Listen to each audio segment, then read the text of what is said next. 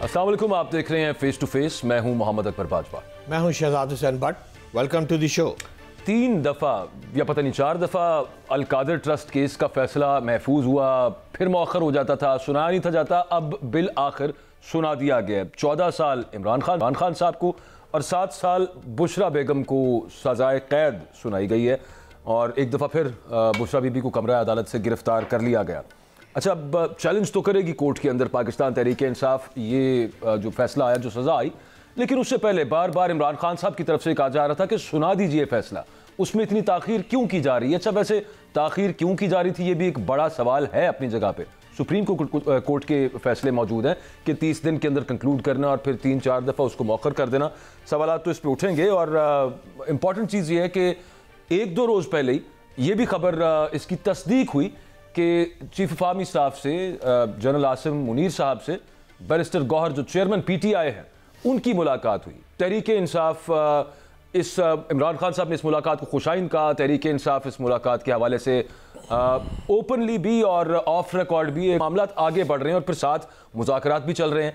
तो सियासी इफेक्ट उसका क्या आएगा, लेकिन उससे पहले लीगल एस्पेक्ट देख लेते हैं इस केस का। हमारे साथ नईम हैदर पंजोता साहब हैं, पाकिस्तान तहरीक के सीनियर रहनुमा हैं, वकील भी हैं साथ, और हमारे साथ हाफिज एहसान अहमद साहब मौजूद हैं, माहिर कानून है, एक सीनियर लॉ एक्सपर्ट हैं। मैं हाफिज साहब नईम पंजोता साहब से स्टार्ट करता हूँ, उनकी पार्टी यहाँ पे एग्रीव्ड है। पंजोता साहब, जो आया है फैसला, इसमें आपको क्या ऐसी मेन वो क्या ग्राउंड्स हैं जिनकी बेसिस पे इसको तहरीक इंसाफ चैलेंज करेगी? आप क्या समझते हैं मेन सुकुम इस फैसले में, आपको क्या नजर आ रहा है? बहुत शुक्रिया बाजवा साहब, आपने मौका दिया। देखें, बात यह है कि नैब का जब केस बनता है तो उसमें सबसे जो बुनियादी देखनी होती हैं वो ये होती हैं कि हुकूमत का क्या नुकसान हुआ है या क्या उस शख्स ने कोई ज़ाती माली फ़ायदा लिया है जिसकी बुनियाद के ऊपर ये केस बनेगा। तो इन दोनों चीज़ों को अगर देखा जाए तो यहाँ ना गवर्नमेंट का कोई नुकसान हुआ है और ना ही किसी किस्म का कोई माली फ़ायदा जो है खान साहब ने लिया है या बुशरा बीबी साहबा ने दिया है। अब खान साहब की हद तक अगर बात की जाए, जिस तरह 14 साल सजा दी गई, जिस तरह बीबी साहबा की हद तक बात की जाए तो उनको 7 साल सजा सुना दी गई। तो दोनों की हद तक अगर बात की जाए तो खान साहब का आपने रोल बनाया, लेकिन बीबी साहबा का आपने क्या रोल बनाया? आपने उनका क्या रोल उस केस के अंदर डाला है? कल खान साहब से जब बात हो रही थी अडयाला जेल के अंदर तो उस वक्त भी वो कह रहे थे कि उसका ईमा का रोल बना दिया। बताएं तो सही कि ईमा के रोल के अंदर कहीं पे उसके अकाउंट के अंदर पैसे आए हों, कोई उसके नाम पे जायदाद बनी हो, कोई उसके नाम के ऊपर प्रॉपर्टी लगी हो। और अल-कादर ट्रस्ट की बात करते हैं तो अल-कादर ट्रस्ट जो है वो तो 1 साल पहले का बना हुआ है, और जहां हमारे ऊपर बात कर रहे हैं तो क्या फाइनेंशियल गेन हमने कोई किया है? तो वो पूरे केस के अंदर हमने नहीं देखा कि कहीं पर फाइनेंशियल गेन साबित कर सके। और दूसरी बात यह है कि ये कहते हैं जी कि देखें जी हुकूमत पाकिस्तान का जनाब पैसा था और मलिक रियाज के अकाउंट में चला गया। क्या केस के अंदर आपने ये मेंशन किया है कि ये हुकूमत पाकिस्तान का पैसा था? क्या ये आपने केस के अंदर ये बात ऐड की है कि ये मनी लॉन्ड्रिंग हुई है? तो ऐसी तो कोई सूरत हाल ही नहीं है। अल-कादर ट्रस्ट यूनिवर्सिटी जो है वो जहाँ पर एक बनाई गई है, एक अच्छा काम किया गया है, एक ऐसा ट्रस्ट बनाया गया है जहाँ पर लोग सीरत नबी के ऊपर जो है वो तालीम हासिल करते हैं। एक हमारा मजहब है, इस्लाम है, और अगर वहाँ पर बच्चे तालीम इस्लामी हासिल करते हैं, फ्री हासिल करते हैं, तो क्या ये जुर्म है? फिर तो आप ये कह दें कि आपने शौकत खानम क्यों बनाया, फिर आप ये कह दें कि आपने नमल क्यों बनाया, फिर पूरे पाकिस्तान के अंदर बैन लगा दें। आप वहां पर जाकर उस अल-कादर ट्रस्ट को तो कह रहे हैं कि हमने कंट्रोल भी ले लिया है और उसको बंद भी कर दिया है। तो नुकसान किसका कर रहे हैं? नुकसान उन बच्चों का कर रहे हैं, नुकसान इस चीज का कर रहे हैं कि मुल्क के अंदर इस्लामी एहतराम नहीं। पंजोता साहब, कथा कलामी की माजरत चाहता हूँ, आप जो दुरुस्त फरमा रहे हैं दुरुस्त है। मैं 2 लाइनें सिर्फ आपको पढ़ देता हूँ कि इत्तेसाब अदालत का जो फैसला है उसमें 2 लाइन सिर्फ ये लिखी है कि 190 मिलियन पाउंड रेफरेंस केस में वकला सफाई इस्तगासा की शहादतों को जुटला नहीं सके। पूछना यह चाहता हूं किबला कि PTI किस बुनियाद पर इस फैसले को रद्द कर रही है कि यह सियासी और इंतकामी कार्रवाई है? पॉइंट क्या है आपका हुजूर? देखिए, पहली बात तो यह है कि जब ये फैसला जो है सुनाया जा रहा था तो उस वक्त की अगर मैं बात करूं तो जज साहब ने जब ये कहा कि 190 मिलियन पाउंड का जो है मैं फैसला सुनाने लगा हूं, तो पहली बात तो यह है कि 190 मिलियन पाउंड का केस ही नहीं है। ये केस 190 मिलियन पाउंड का है ही नहीं है। इसकी जो रकम है वो 190 मिलियन पाउंड नहीं है। तो पहली बात ये होगी तय कि ये लिखा लिखा फैसला है। दूसरी बात यह है कि जिस तरह 1 महीना पूरा हो गया और 1 महीने में बार बार जो है वो इस फैसले को अर्जन किया जाता रहा है, और उसमें पहले ही लोग कहते रहे कि आज भी फैसला नहीं सुनाया जाएगा। और इसमें जब सजा देनी थी तो तब भी ये कहा गया कि 14 साल खान साहब को होगी, 7 साल होगी। तो इस फैसले की तो कोई वक़्त नहीं दी गई। अब लीगल पहलुओं के ऊपर आप आ जाएं तो 3 गवाहों ने इसके अंदर स्टेटमेंट दी है। जहां पर परवेज खटक साहब ने स्टेटमेंट दी है तो परवेज खटक साहब या जुबैदा जलाल और तीसरे थे आजम खान। तो तीनों के ऊपर यही था कि वो काबीना के अंदर एक बंद लिफाफा आया तो वहां पर साइन किया गया। लेकिन जब स्टेटमेंट उन्होंने रिकॉर्ड करवाई है, उन्होंने एविडेंस रिकॉर्ड करवाई है, तो परवेज खट्टर क्या कहते हैं? परवेज खट्टर कहते हैं पहले मैंने इनकार किया, यानी हमें बताया गया, पहले मैंने इनकार किया, बाद में मैंने साइन कर दिया। अच्छा, उसने कहा कि जो पैसे, ये वो लिफाफा था, वो लिफाफा कौन लेकर रहा है? वो कहता है जी कि वो शहजाद अकबर लेकर, इमरान खान को उसने नाम नहीं लिया। जब उसने नाम ही नहीं लिया अपनी शहादत के अंदर, दूसरी दफा जब जो आया तो उसने क्रॉस एग्जामिनेशन के अंदर कोशिश की कि यहाँ पर अब नाम ऐड करवा दी जाए, क्योंकि जाकर बताया होगा भाई तो गल पका के गली सी तू जाकर उत्थे और कर देती है। मतलब आप कहना चाह रहे हैं कि आपने अदालत में केस साबित कर दिया था और फैसला कहीं और से आ गया, एम आई राइट सर? बिल्कुल बिल्कुल, केस जो है अदालत के अंदर ये साबित हो चुका है कि इमरान खान साहब ने और बुशरा बीबी साहिबा ने कोई फाइनेंशियल गेन नहीं लिया, कोई माली फायदा नहीं लिया। लीगल टेक्निकल पॉइंट्स जो आप बता रहे हैं नहीं आए, बल्कि सुप्रीम कोर्ट के समझ भी आते हैं, हुकूमत पाकिस्तान के पास जा चुके हैं। काबिल एहतराम हाफिज साहब, एहसान भाई, उन्होंने साबित कर दिया था। नहीं, कल से मुकाई दी थी। दो चीजें ना उसके अंदर, एक है कि हाफिज साहब वो कहते हैं कि मिस अप्रोप्रिएशन का कोई एविडेंस नहीं है, एक और मामला है स्टेट लॉस का, वो भी नहीं वहां पे नजर आता, और तीसरा मेरी तरफ से सवाल ऐड कर लें, काबीना का फैसला तो फिर काबीना का होता है। एक जगह पे ये पता है कि किस चीज के बारे में फैसला था, वो जरा टीवी पे बैठ के बताते हैं, वो बंद लिफाफा इतना भी बंद नहीं था। तो बाकी काबीना मेंबर जो है वो जो इधर उधर फिर रहे हैं सारे, उनको क्यों कैबिनेट का डिसीजन तो होलली काउंट होगा ना, कैबिनेट का है, उन्हें क्यों नहीं सजा हुई? ये दोनों को जरा प्लीज जवाब दीजिएगा। बिस्मिल्लाहिर्रहमानिर्रहीम। बाजवा साहब, बहुत शुक्रिया कि आपने मौका दिया। मैं पहले आपके तीसरे सवाल पे आता हूँ कि सारी कैबिनेट उसके अंदर इन्वॉल्व क्यों नहीं है। पाकिस्तान का जो नैब लॉ अमेंड किया गया था 2023 के अंदर, उसके अंदर जितने भी कैबिनेट के डिसीजंस हैं उन्हें इम्यून कर दिया गया है, ना सिर्फ कैबिनेट के बल्कि प्रोविंशियल कैबिनेट के, आपके CCI के, आपके एक्निक के, और जितनी भी स्टैट्यूटरी बॉडीज़ हैं उनके बोर्ड्स के फैसले जो हैं, अगर वो इन गुड फेथ किए जाते हैं और उसके अंदर कोई रेसिप्रोकल एडवांटेज नहीं आता तो उसको जो है वो पाकिस्तान का नैब लॉ जो है वो अप्लाई नहीं करता। उसका फायदा इमरान खान को नहीं हुआ, बाकी काबीना मेंबर्स को हो गया। सुन लेना बाजवा साहब, आपने बात मुकम्मल होने देनी है, फिर आपने आगे जाने देना है जी। मुझे पता है कि आपके सारे सवालों के जवाब जो है मैं दूंगा जी। दूसरा, उसके अंदर एक्सेप्शन ये प्रोवाइड है कि अगर कोई शख्स जो है, चाहे वो कैबिनेट का मेंबर है या प्राइम मिनिस्टर है या स्टैट्यूटरी बोर्ड है या एक्निक मेंबर का है, अगर रेसिप्रोकल उसके अंदर उसे कोई एडवांटेज मिलता है तो उसके ऊपर नैब लॉ जो है वो अप्लाई करता है, और नैब का लॉ है सेक्शन 9, और जो एक्सेप्शन प्रोवाइड की गई वो सेक्शन 4 के अंदर। तो लिहाजा ये कह देना कि कैबिनेट सारी को इन्वॉल्व किया जाता, सारी कैबिनेट तो फ़ायदा ही नहीं लिया। कैबिनेट का सिर्फ एक ही शख्स था जिसको फ़ायदा मिला, वो था शहजाद अकबर, और दूसरा जो पाकिस्तान में नहीं है, और दूसरा जो मिनिस्टर फॉर स्टेट थे वो थे जुल्फी बुखारी साहब।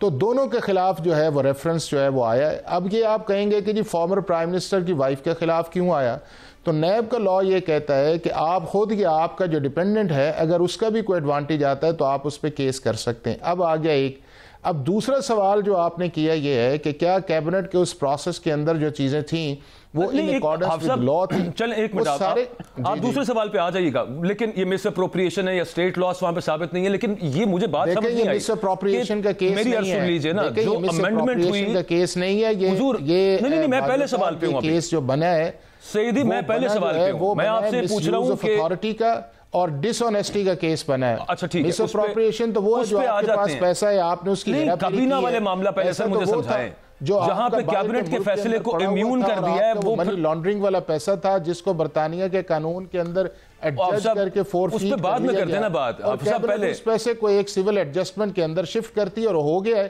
क्राइम तो कमिट हो गया ना। अच्छा ठीक हो गया, चले हो गया। अब पहले उसी वाले पहले वाले सवाल पे आ जाइए, आपसे पहले वाले सवाल पे आ जाए। उसमें जो अमेंडमेंट की गई नैब लॉज में 2023 में, आप खुद ही फरमा रहे हैं कि उसमें एक्निक के कैबिनेट के जो फैसले हैं उनको इम्यूनिटी है या ब्लैंकेट कवर है उनके ऊपर, ये किस किस्म का कवर है कि बाकी सबके फैसले उनकी बेसिस पर माफ हो गए, यहां पे इमरान खान साहब का नहीं हो रहा क्योंकि इनको फायदा हो गया बीच में? नहीं देखें बाजवा साहब, दो चीजें इस केस के अंदर हैं।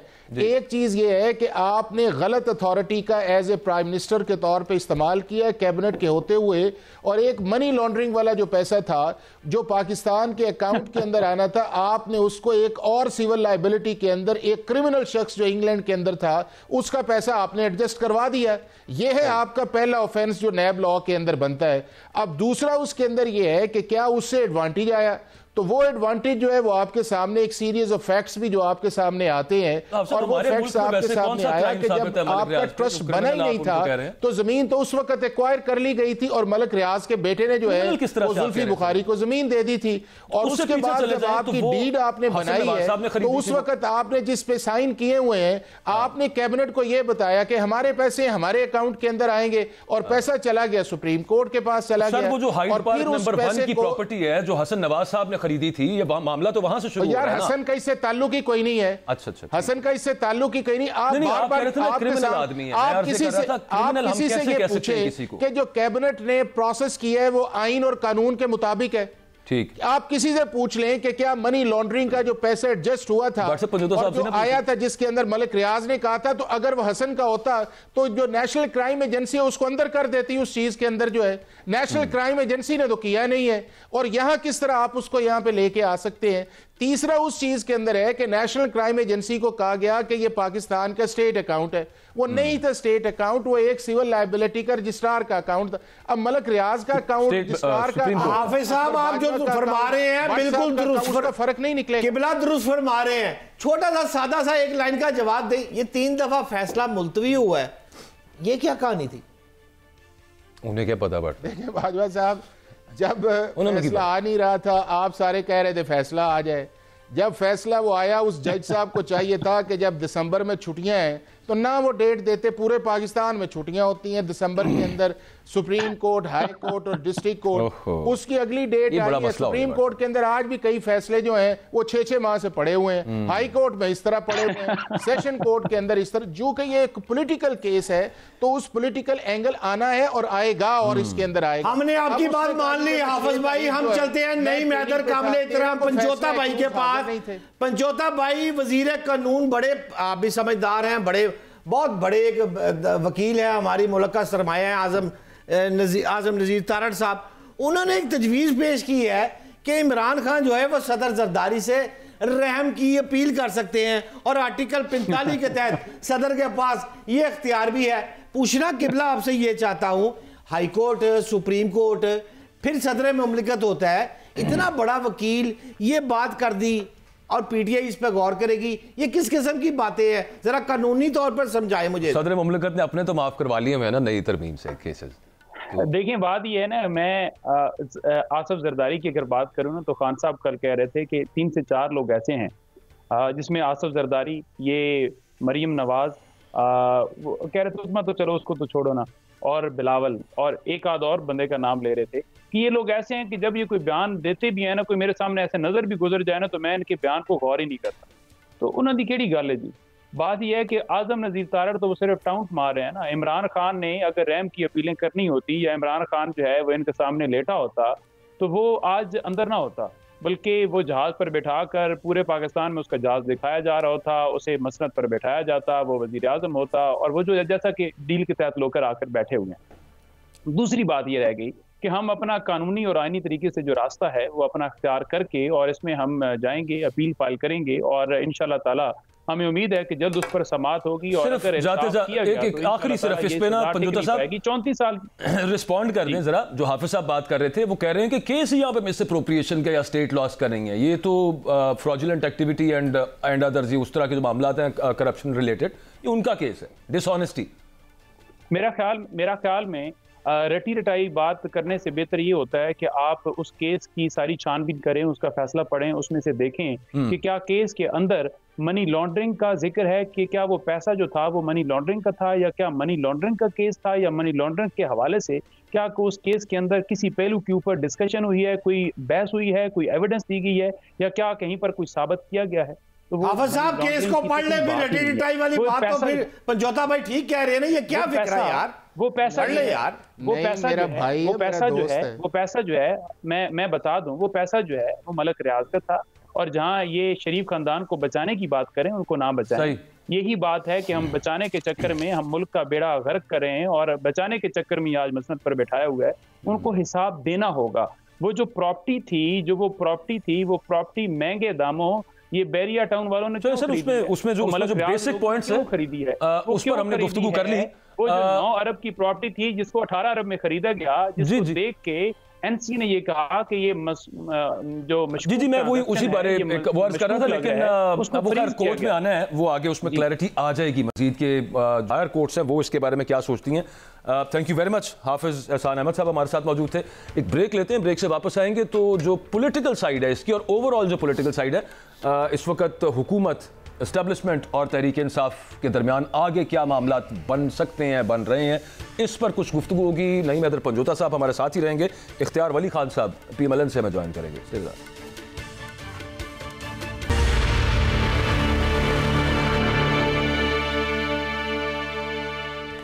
वेलकम बैक जी। हम बात कर रहे थे अलकादिर ट्रस्ट केस का जो फैसला आया इमरान खान साहब और बुशरा बेगम के खिलाफ, उससे एक तासुर तो ये है, अभी हाफिज एहसान साहब भी ये बात कर रहे थे कि it's a political case. Pakistan की तारीख है कि विंडिकेशन की, बदला लेने की, और जो पावर में नहीं होता उसके खिलाफ केसेस बनते आए हैं यहाँ पे, और ये केस भी इस तौर याद जरूर रखा जाएगा तारीख में। मैं आगे की बात कर रहा हूँ, ओवरऑल सियासत की अगर हम बात करें तो नईम पंजोता साहब इस वक्त जो मुज़ाकरात जारी हैं हुकूमत के साथ, वैसे सलमान अकरम राजा साहब इससे पहले एक इंटरव्यू में ये बात कर चुके हैं कि फैसला जो आता है उसका असर मुज़ाकरात पर नहीं पड़ेगा। इस वक्त की पल्स क्या है पाकिस्तान तहरीक इंसाफ की, जबकि ये फैसला सुना दिया गया है, सजा हो गई है? देखिए बात यह है कि ये कोई वैसे मुज़ाकरात जहाँ पर चल रहे थे और वहाँ पर जाकर सजा सुनाना और झूठे केसेस में जो पॉलिटिकली सारे बनाए गए हैं, मेरा ख्याल में सिर्फ इस चीज़ को कि अपने बयानियों को सपोर्ट करने के लिए बयानियाँ जो है उसको सपोर्ट किया जाए। 9 मई के ऊपर भी सजाएं इसलिए दी गई और दीगर केसेस के अंदर भी हम स्पीड देख रहे हैं, एंटी टेररिज्म कोर्ट के अंदर हम पेश होते हैं। कल भी GHQ केस की समाअत है और हम जाएंगे। लेकिन मैं खान साहब का मौक़िफ़ इस हवाले से आपको बता दूं तो खान साहब ने बड़ा क्लियर इसके ऊपर अपना मौक़िफ़ दिया। उन्होंने कहा है कि इस फैसले से हमारे इन मुज़ाकरात के ऊपर अगर बात की जाए तो वो हम मुज़ाकरात हमारे ख़त्म नहीं होंगे, बल्कि मुज़ाकरात जो हैं वो हमारे जारी रहेंगे। 7 दिन का टाइम दिया गया है कमीशन के लिए। ठीक है, अच्छा उसमें ये बताइएगा कि जो कमीशन के लिए जी नहीं भाई, वो जो TORs के हवाले से, और फिर कल हमने देखा कि जब ये इस खबर की तस्दीक हुई कि बैरिस्टर गौहर की आर्मी चीफ से मुलाकात हुई है, उसके बाद इरफान सिद्दीकी साहब आ गए, राना सनाउल्लाह साहब आ गए, और फिर उन्होंने आके मुझे ये था कि शायद 26 नवंबर पे हुकूमत ना माने क्योंकि उसमें इल्ज़ाम इदारों की तरफ है या हुकूमत की तरफ है, ओवरऑल आप उसमें एक अग्रीव्ड पार्टी है। तो लेकिन वो तो 9 मई पे नहीं माने, वो कहते हैं कि वो सुप्रीम कोर्ट का, वहाँ पे सुप्रीम कोर्ट ने उस गिरफ्तारी को गैर कानूनी करार दिया था, सब जुडिस मैटर है एंड दिस एंड दैट। वो तो 9 मई पे नहीं अभी तक मान रहे, तो कैसे चलेंगे आगे मुज़ाकरात, किधर को चलेंगे?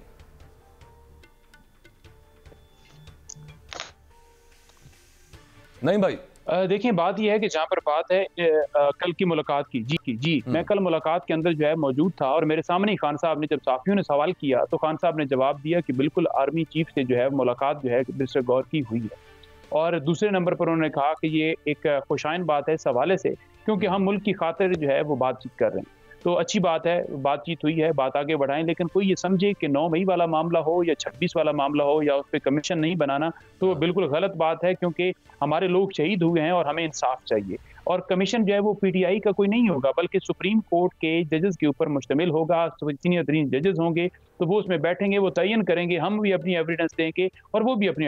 एक बंदे ने, एक साफ़ी ने सवाल किया कि क्या आप इस मामले के ऊपर जो है वो माफ़ी मांगते हैं 9 मई वाले मामले के ऊपर, तो खान साहब ने बड़ा क्लियर मौक़िफ़ कहा कि मैंने पहले भी कहा था कि अगर कमीशन जो है उसके अंदर ये साबित हो जाता है कि हमारे लोग, चंद लोग 2, 4, 5, 10 मुलव्वस हैं और ये पाए गए उन्होंने कोई कसूर किया है, तो मैंने कहा था कि मैं उन्हें अपनी पार्टी से निकालूंगा। ये नहीं हो सकता कि आप एक तरफा कार्रवाई करें और जब अदालत आपसे पूछे कि आप एविडेंस दें, हाई कोर्ट ने भी पूछा तो वहां पर भी नहीं दी गई, जिस जगह पर पूछा जाता है वहां पर एविडेंस नहीं होती। ये कैसे केस है कि ये कह देना कि एक सिपाही था वो एक टेबल के नीचे बैठा हुआ था और उसने फुल जमान पार्क के अंदर। मैं आपसे ये काबिल एहतराम पूछना चाहता हूं हुजूर अनवर कि जो चार्टर ऑफ डिमांड है उसके मुताबिक तो जो मुस्लिम लीग नून है वो तो सीधा कह रही है कि ये झूठ और प्रोपेगेंडे के सिवा कुछ नहीं है, यानी कि इतनी मेहनत से आपने एक चार्टर ऑफ डिमांड बनाया है और उसको आधा पढ़ा है, आधा पढ़े के बगैर हुकूमत ने मौक़िफ़ दाग दिया है।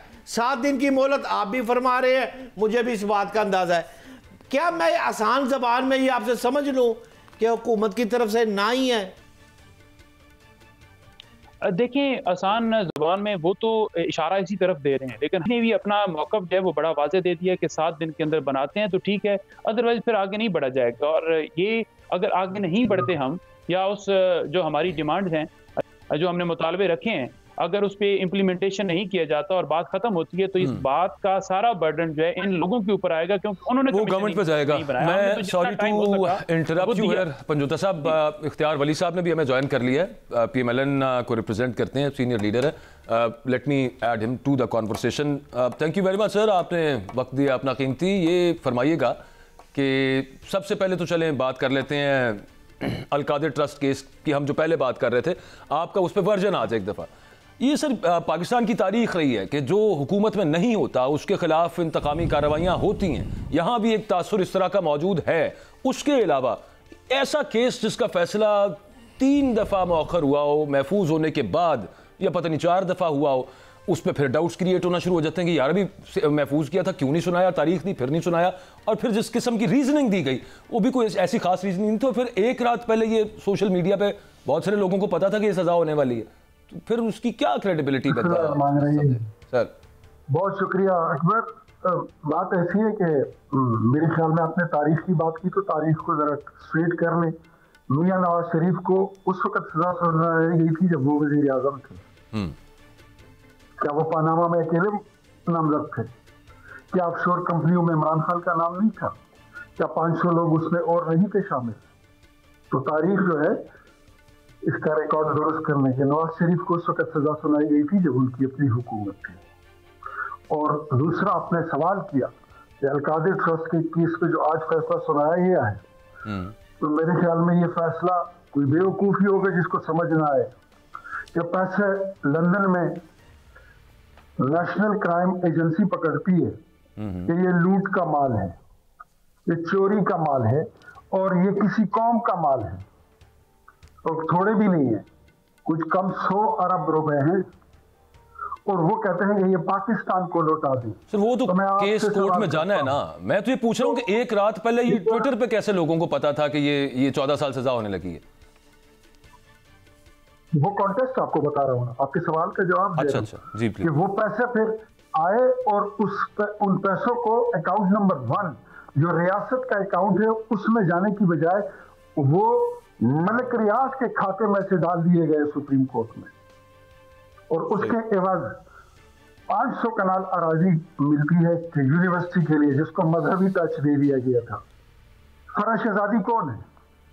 चले बताइए ना। कोई कह सकता है कि वह अकबर बाजवा के साथ कोई सहेली है, कोई आपकी कोई रिश्तेदार है, कोई आपकी मुलाजिमा है, कोई आपकी दोस्त है? मुझे ऐसी बीच में डाल दिया आपने। ठीक कह रहे हैं वैसे, मैं वैसे कह रहा हूँ, मैं वैसा, लेकिन पूरी दुनिया को पता है कि फराज शहजादी इमरान खान की चहेती है, लोगों के फ्रंट मैन हुआ करते थे, सुना था उनकी फ्रंट वोमेन थी, और फराज शहजादी की फिर वो जमीन वो उसके नाम पे भी ट्रांसफर हुई। सर वो जो हीरो शीरो की ऑडियोज और वो केस उसको तो बना ही कोई नहीं अभी तक, जिनकी आप बात कर रहे हैं फराज शहजादी। तो अब फराज शहजादी ये बताए ना, जो आपके मेहमान हैं पीटीआई के, इनको बताए ना कि बुलाए ना उसको।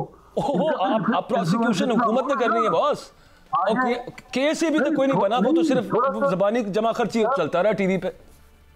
जरा आ जाए ना तो बन जाएगा केस, उनका भी खुल जाएगा। लेकिन यहाँ पे भी बहुतों के खिलाफ केस बनाया ना, यहाँ पे शहजाद अकबर, जुल्फी बुखारी को इन एब्सेंशिया सजा हुई है ना। अंगूठियां, नेकलेस, पायल, बालियां, तो सर केस क्यों नहीं बना? और ताज। अच्छा, अभी तो एक केस निकला, उसका फैसला निकला, आप कहते हैं कि पूरी मुल्क को उसका फैसला का पता था, और दूसरा केस आप हमसे बनवाने चले। मैं आपकी सिफारिश में आज हुकूमत को पहुंचा देता हूं कि अकबर बाजवा साहब ये मुतालिबा मैं हुकूमत से वाकई से ये पूछना चाह रहा हूं कि हुकूमत 1.5-2 साल यही बताती रही कि वो खा गए, लूट गए, कमीशन ले लिए, वो केस क्यों नहीं बना? ये आपका मुतालिबा है और इंशाल्लाह आपका मुतालिबा हम मंजूर करेंगे। करें सर, लाजमी पता चलना चाहिए लोगों को। जो बंदा दूसरों को कहता होता था कि ये चोर है, वो चोर है, फलां डाकू है, वो खुद इतना बड़ा चोर निकला। और मैंने अच्छा सर जी एक चीज और ये बताएं कि वो जो आर्मी चीफ साहब से मुलाकात हुई है बैरिस्टर गौर की, इमरान खान साहब कहते हैं खुशाइंद है, कोई परेशानी है आपको गवर्नमेंट को? अच्छा, मैं बैरिस्टर गौहर की मेरी आज मुलाकात भी हुई थी रात चलते हुए उधर हरियाणा जेल में। मैं हल्का सा पूछा भी है, मैं कहा यार पहले जो है तो आप इनकार भी कर रहे थे और उसके बाद आपको मजबूरन एक इकरार भी करना पड़ा। पहले आपने कहा कि मैं नहीं मिला हूं, फिर आपने कहा हाजी खान साहब ने कह दिया तो मैं मिला हूं। ना सर, मैं आपको जरा वैसे यहाँ पे क्लैरिटी दे दूं।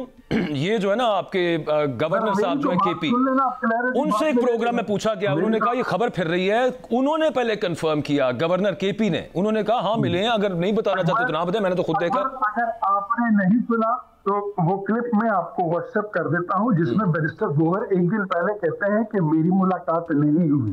जी वो मैंने खुद वो क्लिप मैंने सुना, लेकिन ये खबर जो क्लैरिटी आई इसके अंदर वो गवर्नर केपी ने फिर उसके बाद उन्होंने ये भी कहा कि हाँ मेरी मुलाकात हुई है, खान साहब ने कह दिया तो मैं मानता हूँ मेरी मुलाकात हुई।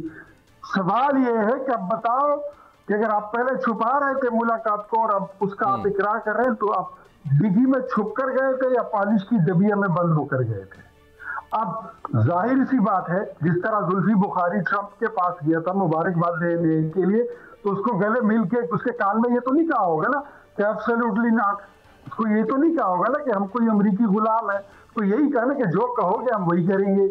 इसी तरह कल इन्होंने अगर मुलाकात की है, तो उम्मीद है ये अपना सवाल शायद वहां से पूछ लेते, जो सवाल ये सोशल मीडिया पर करते हैं कि 5000 लोग मिसिंग हैं, 2000 लोग कत्ल हो गए हैं और पता नहीं कितने जो है तो वो कैद हैं, तो वो इस सवाल इन्होंने उठाने थे, तो आई होप इन्होंने उठाए होंगे। हमें कोई परेशानी नहीं है, बिकॉज वी नो।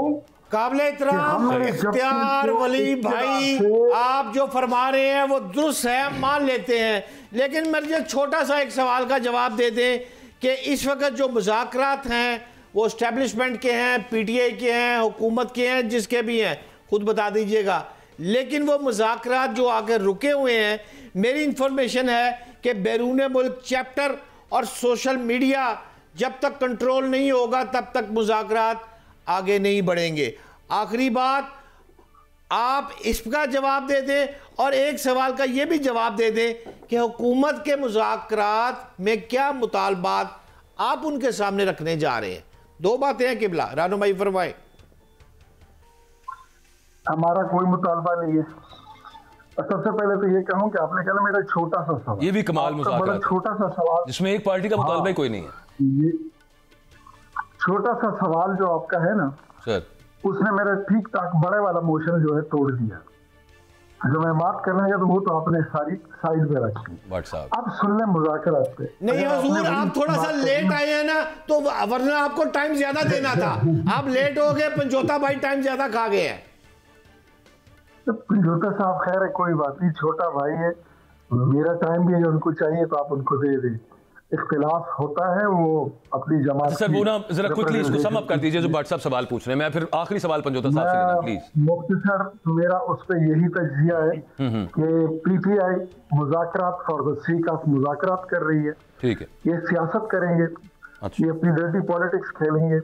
इनको पुल बनाना, स्कूल बनाना, कॉलेज बनाना, यूनिवर्सिटी बनाना, कॉर्नर हाउस को गिराना, 50 लाख घर, 1 करोड़ नौकरियां, ये सारी चीजें जो है ये कॉस्मेटिक सर्जरी नहीं है, वो ग्लास ओवर है। और इनको सिर्फ अब काम चलाना है अपने नैरेटिव से। सही, संजीदा नहीं है पाकिस्तान तहरीक इंसाफ मुज़ाकरात में। मेरा वक्त की बड़ी किल्लत है, इख्तियार भाई इसमें कुछ भी करें, नैरेटिव ये बनाएंगे और ये नैरेटिव बेस्ड पॉलिटिक्स करेंगे और कुछ नहीं करेंगे। इन्होंने गंदी सियासत। चलें, लेट नईम पंजोता साहब रिस्पॉन्ड टू इट। और एक चीज उसमें ऐड कर लें पंजोता साहब, अब ये जो आगे GHQ हमला केस है, 9 मई के केसेस हैं, उसमें भी तवक्को है आपको कि वहां भी सजाएं होने वाली हैं? देखिए बिल्कुल जी, जिस तरह से ट्रायल चलाया जा रहा है, हमें लग रहा है कि उसमें जल्दी से जल्दी सजा देने का इरादा है। लेकिन मैं ट्रायल के अंदर बड़ी एक मज़ाक़खेज़ बात हुई कि एक उन्होंने मोबाइल जो है वो पेश किया, जो एविडेंस के तौर पर वो सारा बरामदगियां और बड़े पत्नी क्या क्या किया गया, तो वो मोबाइल जो है वो 2 साल होने वाले हैं, वो मोबाइल ऑफ ही नहीं हुआ। यानी उसकी बैटरी इतनी तगड़ी है कि 2 साल, वो मेरा ख्याल में इस तरह का मोबाइल आपको भी लेना चाहिए, मुझे भी लेना चाहिए, जिसकी बैटरी चार्ज ही ना करनी पड़े। क्योंकि जब आप कोई सबूत बनाते हैं झूठे, तो फिर उसमें कोई ना कोई क्लू निकल आता है, कोई ना कोई चीज़ निकल आती है। फिर जो गवाह वहाँ पर पेश हुए, पुलिस वाले, आप मुज़ाक़खेज़ ये बात आप देखें कि वो कोई ये कह रहा है कि जी मैं जमान पार्क टेबल के नीचे जो है वो बेस बदल के घुस गया था और वहां पर मैंने सारी बातें जो है ना सारी प्लानिंग सुन ली। एक कह रहा है जी मैं चक्री जो है जूम के ऊपर मीटिंग हो रही थी कोर कमेटी की, वहां बैठ गया था। अब कोर कमेटी की जो मेंबरान है, तमाम लोग हम एक दूसरे को जानते हैं, 30, 40, 50 जो भी हैं, तो ऐसा बंदा है कि दरमियान में आके घुस के बैठ के और हमें नजर भी नहीं है। मेरा ख्याल में वो मिस्टर इंडिया जो फिल्म है, उसकी बात कर रहा होगा, हो सकता है सुलेमानी टोपी पहनी हो, बटन दबा देते हैं, इनविजिबल क्लोक ऊपर आ गया। वो अनिल कपूर जो है ना, वो बटन दबाता है, वो अनिल कपूर बटन दबाता है तो वो गायब हो जाता है जब उसने गायब होना होता है। तो जब उस बटन पीछे लेकर आता है, चोरी शोरी वो करता है तो फिर सामने आ जाता है। तो मेरा ख्याल में इस तरह की कोई तिलिस्मी टोपी या हमून जादूगर वाला कोई उसने स्टाइल अपनाया हुआ था जिसके जरिए उसने तमाम तरह साजिश सुन ली। तो इस तरह के भोंडे और झूठे केसेस होंगे तो उसमें क्या होगा? बंद कमरे के अंदर आप ट्रायल करके जो मर्जी या 100 साल सजा दे दें, जब केस आता है, डिस्कशन होती है तो फारिग हो जाता है। चले, थैंक यू वेरी मच जी। हैदर पंजोता साहब हमारे साथ थे और इख्तियार वली खान साहब हमारे साथ मौजूद थे। बट साहब वैसे केस जो है ना वो यही है, 3 गवाह हैं कि कुछ समझ नहीं आ रही। वही जो एक तो मेरे जहन में था कि वो उमरू यार की सुलेमानी टोपी नहीं है, शायद वो उन्होंने पहनी हो, पता ना चला हो, वहाँ पे जाके वो ज़मान पार्क बैठे रहे, प्लानिंग चल रही थी वहाँ पे, वो उन्होंने सुन ली। ये मेन मामला है उसके अंदर पुलिस के, वो भी ASI हैं बेचारे। तो फिर उसके अलावा दूसरा आपने सुन लिया, वो कहते हैं हो सकता है वो मिस्टर इंडिया वाली, मिस्टर पाकिस्तान वाली खड़ी। भाई आपकी बातों का सिर्फ 1.5 मिनट का जवाब मैं आपको दे देता हूँ। पहली बात आप पूछ रहे थे इख्तियार भाई से कि ये तो पहले ही सबको पता था कि जनाब सजा होने वाली है। आपको वो वक्त याद नहीं है कि जब नवाज शरीफ को सजा होनी थी तो 05 का फैसला, मेरे इंतहाई काबिल एहतराम एक बहुत बड़े एंकर हैं, वो 15 दिन पहले बता रहे थे। ये सबको पता होता है, उस वक्त के चीफ जस्टिस साहब खुद बता रहे थे कि चला दो खबरें। आपके भी सोर्स है, मेरे भी सोर्स है। एक तो ये बात है। दूसरी बात मैं आपको कहूँ, ये जो अलकादर ट्रस्ट केस का जो फैसला है मेरे ख्याल के मुताबिक एथिकली भी गलत है और लीगली भी गलत है। इसकी कोई जस्टिफिकेशन जो है वो दी नहीं जा सकती। वो समझ से थोड़ा सा मुबर्रा केस है, लेकिन कोई हैरान कुन फैसला नहीं है ये कि ये क्या हो गया भाई। तो यही होना था क्योंकि गवर्नमेंट में नहीं है। तो पहले क्या होता? पहले भी नहीं होता था। नहीं है सारे आप चले जाएं। सारे 10 जो सवाल है उस पे तो रहे ना, चले हम। मैं तो ये कह रहा हूं कि पाकिस्तान की तारीख है। हुसैन शहीद सोलवर्दी 1962 पढ़े गए, जुल्फकार अली भट्टो पढ़े गए, बेनजीर पढ़ी गई, जनाब शाहिद खान अब्बासी, यूसुफ रजा गलानी, लंबी डिटेल सजामा होती रही। सिर्फ फर्क ये है कि उस जमाने में होता था जब 1962 था तो गाना चलता था, टांगा आ गया कचहरियों खाली तो सजना नू कैद बोल गई। फिर चेंज हो गया, फिर बेनजीर नवाज शरीफ का दौर आ गया, इब्रार हक साहब आ गए, उन्हें कहा जीपा आ गई यहाँ कचहरियों खाली, सजना नू कैद बोल गई। एक ब्रेक। असल चीज जो दिल दुखाने वाली है वो ये है कि एक दफा फिर अभी कुछ रोज पहले और फिर उससे कुछ रोज पहले हम बात कर रहे थे कि यहाँ से डंकी लगा के लोग यूरोप की तरफ जाते हैं, रास्ते में कश्तियाँ डूब जाती हैं। वजह क्या है? यहाँ पे कोई मतलब इधर कोई जॉब नहीं है, इधर कोई रिसोर्सेज नहीं है नौजवानों के पास, यहाँ पे कोई होप नहीं है नौजवानों के पास। एक और वाकया ऐसा पेश आ गया है, वो स्पेन जाते हुए ये कश्ती जो है वो फिर अगेन पानियों में गर्क हो गई। 44 पाकिस्तानी उसमें अपनी जान से हाथ धो बैठे हैं। अमंग अदर्स 5-6 कोई और थे, ज्यादातर पाकिस्तानी थे। इस मामले बात करते हैं एक ब्रेक के बाद।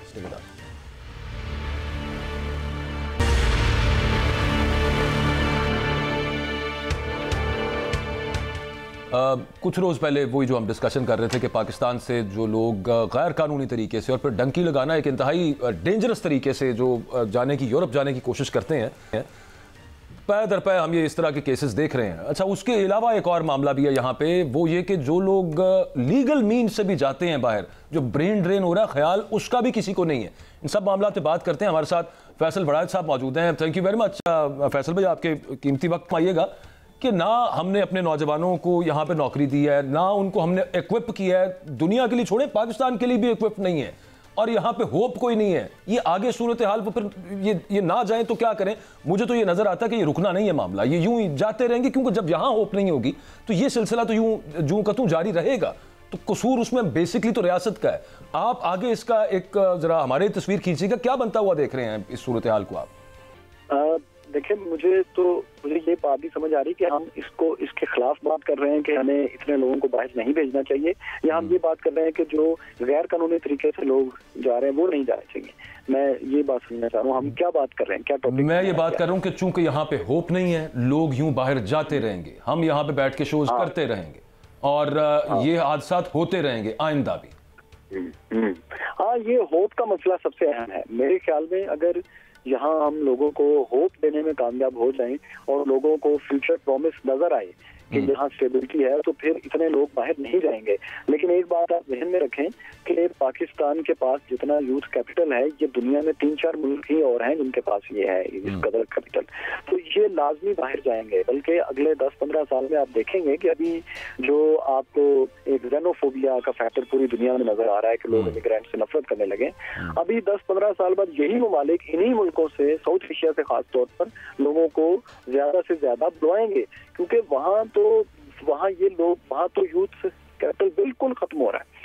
तो इसलिए एक पॉइंट इसका ये है कि लोगों का जाना एक अच्छी बात है, लेकिन बुरी बात यह है कि बहुत से लोग जो बड़े गलत तरीकों से जा रहे हैं वो मायूस होकर जा रहे हैं, और मायूसी की मेरे ख्याल में वजह बहुत हद तक उतनी खौफनाक नहीं है जितने लोग परेशान होकर जा रहे हैं, क्योंकि जहां पर 25 करोड़ लोग होते हैं वहां की मिनिमम इकोनॉमी भी इतनी स्ट्रांग होती है कि आप एक अच्छी जिंदगी गुजारने जितनी अर्निंग कर सकते हैं। लेकिन क्योंकि बिजनेस फ्रेंडली माहौल नहीं है, बहुत पाबंदियां हैं, और उसके बाद नाउमीदी फैलाने वाले लोगों की तादाद बहुत ज्यादा है, शोला बयानी बहुत ज्यादा है कि सब कुछ जैसे खत्म हो गया, तो बहुत से लोगों के पास वो स्किल्स भी नहीं है।